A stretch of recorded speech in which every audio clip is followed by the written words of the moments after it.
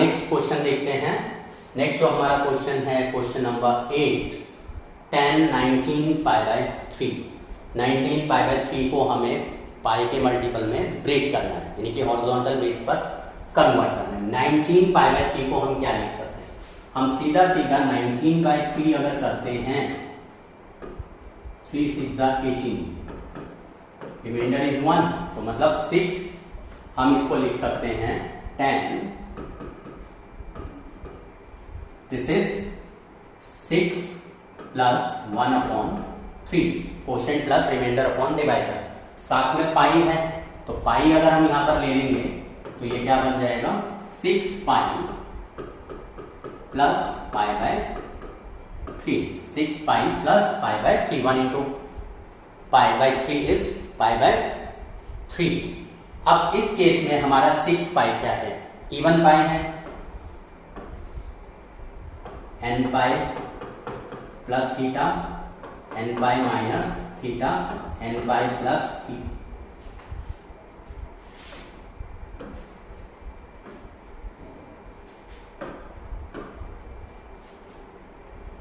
n pi minus theta, n pi plus theta. ये था हमारा when n is even, ये था हमारा when n is odd। 6 पाई मतलब even pi plus theta, first quadrant में आ गया। पाई के मल्टीपल में रेशियो चेंज नहीं होती, 10 का 10 आ गया। फर्स्ट क्वाड्रेंट में पॉजिटिव रहेगा। पाई बाय 3 इज 60 डिग्री, 10 60 डिग्री कितना होता है? √3, सो √3 हमारा आंसर आ गया। नेक्स्ट जो है sine -11 pi by 3। Sine negative, angle negative आ गया, नेगेटिव एंगल को साइन नेगेटिव थीटा हमारा किसके इक्वल होता है? Negative sine theta.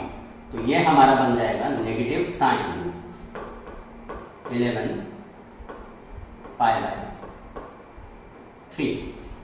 Sign negative theta is negative sine theta. तो हमने क्या किया?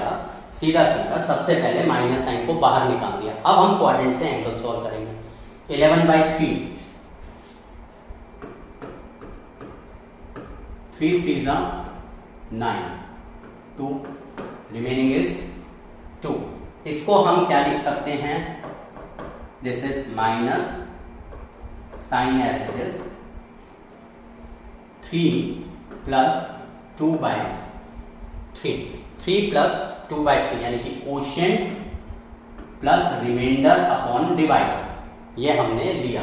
साथ में हमें क्या लगाना है? पाई लगाना है। तो ये जो 3 प्लस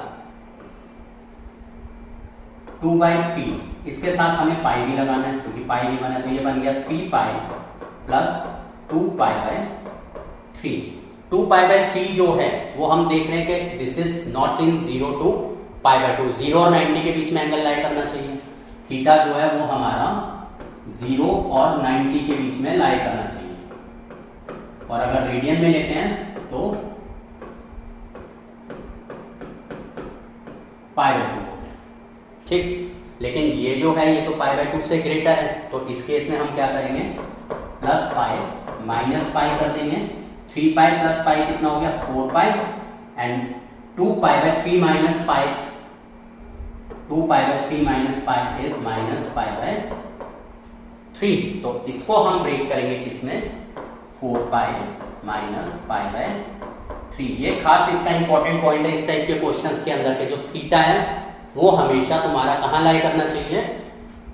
0 और 90 के बीच में, अगर डिग्रीज में और रेडियन में 0 to पाई बाय 2 के बीच में। जैसे कि यहां पर जो 2 पाई बाय 3 है, पाई बाय 3 60, 60 इंटू 2 इज 120। तो इसका मतलब ये मोर देन पाई बाय 2 है, मोर देन पाई बाय 2 है। तो इसका मतलब हमने प्लस पाई माइनस पाई करके, प्लस को तो हमने ऐड कर दिया और इन दोनों को सब्ट्रैक्ट करके जो भी वैल्यू आई लिख दिया। अब यहां पर पाई के मल्टीपल लेके चल रहे हैं हम, हॉरिजॉन्टल बेस, रेशियो चेंज नहीं होती है हमारी। तो माइनस साइन पाई बाय 3 तो ऐसे इट इज आ गया पहले। अब हमें क्वाड्रेंट के अकॉर्डिंगली साइन देखना है। n पाई माइनस थीटा कहां लाई करता है? एक इसमें और एक इसमें, यानी कि सेकेंड एंड फोर्थ में। n हमारा क्या है? 4 पाई, यानी कि इवन है।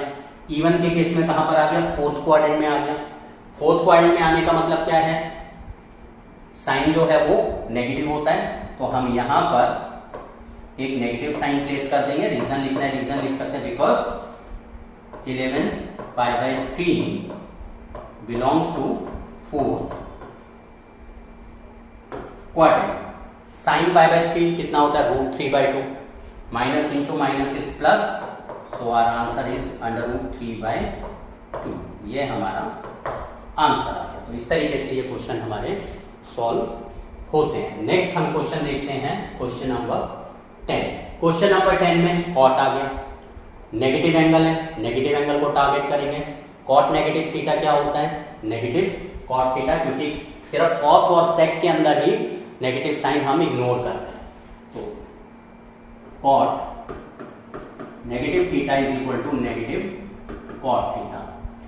तो हमारा जो कॉट -15π/4 है, ये हमारा बन जाएगा माइनस कॉट 15π/4। अब हम क्या करेंगे, 15 को 4 से डिवाइड कर देते हैं। 15 को 4 से डिवाइड करेंगे, 4 3 12, रिमाइंडर इज 3, रिमाइंडर इज 3। मतलब कि 15/4 को हम लिख सकते हैं quotient plus remainder upon divider. साथ में हमारा क्या है, पाई, तो 3π प्लस 3π/4। 3π/4, π/4 होता है 45 इंटू 3, मोर देन 90 हो गया। मोर देन 90 है तो हमें इसको 0 से 90 के बीच में लाने के लिए क्या करना पड़ेगा, plus pi minus pi. 3π plus pi बन गया हमारा 4π। 3π/4 माइनस पाई, 3π/4 माइनस पाई हमारा बन गया -π/4। 3π/4 माइनस पाई इज -π/4। अगर हम इसको एलसीएम लेके सॉल्व करें तो देखें इसी के इक्वल आएगा। 4 4 16, 16 - 1 15/4। वेरीफाई भी कर सकते हैं, और जरूरी नहीं है ये पूरा प्रोसेस अप्लाई करना है। शुरू में ये प्रोसेस अप्लाई करने की जरूरत पड़ेगी इनिशियल स्टेज पर।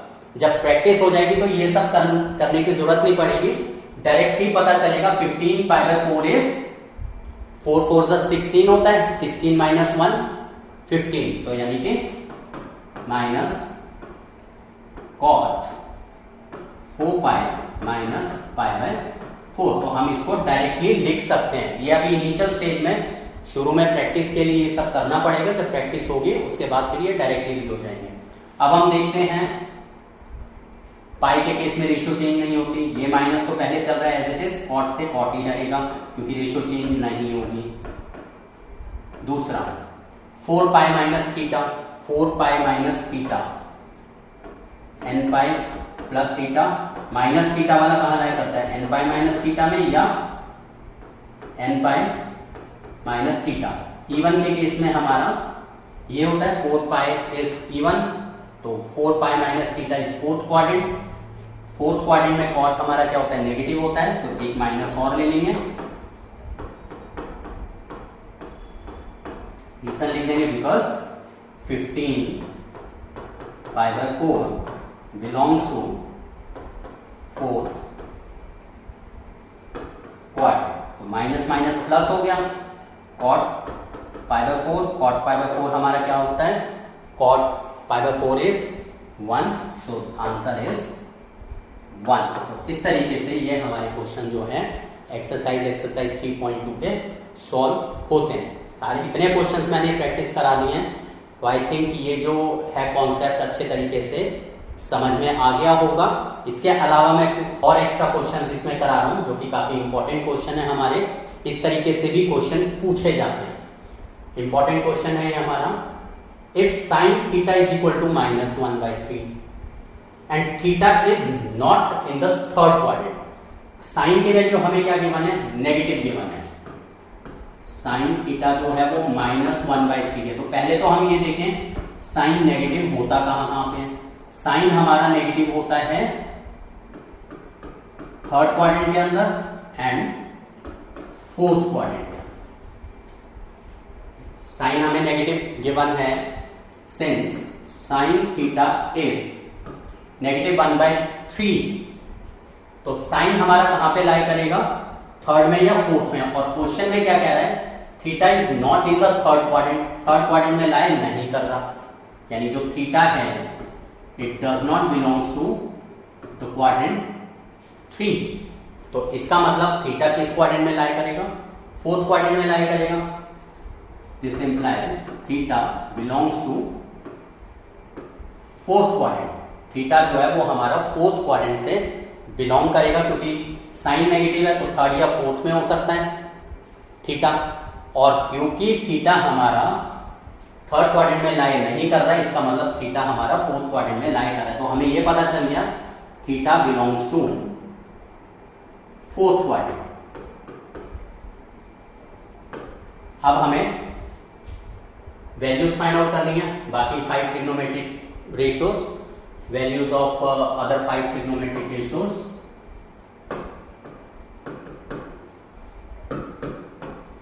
ये हमें वैल्यूज निकालनी है, क्वेश्चन में प्रिंट था। इसके अंदर अब हम क्या करें, ट्रायंगल अपना सॉल्व करते हैं फटाफट। ये हमारा थीटा साइन होता है हमारा परपेंडिकुलर अपॉन हाइपोटेन्यूज, इसको 1k लेते हैं, हाइपोटेन्यूज को 3k लेते हैं। बेस हमारा आ जाएगा, base is equal to under root h square minus perpendicular square 8k square का under root, that is 2√2k।